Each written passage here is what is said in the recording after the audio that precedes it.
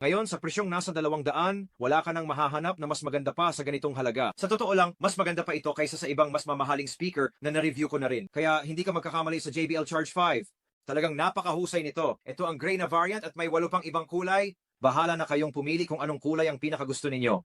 At syempre, ang party boost feature nito ay talagang napakaganda rin. Tulad ng napag-usapan natin kanina, sa pamamagitan ng pagpindot dito, automatiko itong kumukonekta sa iba pang JBL speakers, kaya maaari kang magkaroon ng hanggang 100 speaker na sabay-sabay tumutugtog ng parehong tunog. Gusto ko rin na pwede kang mag-connect ng maraming Bluetooth devices tulad ng ilang telepono dito. Talagang napakakapakipakinabang, napakabilis din itong mag-charge. Mahaba ang buhay ng baterya, 20 oras. Sa kabuuan, ito na ngayon ang ginagamit kong speaker tuwing lalabas ako. Talagang maganda siya. Sana ay nagustuhan ninyo ang review.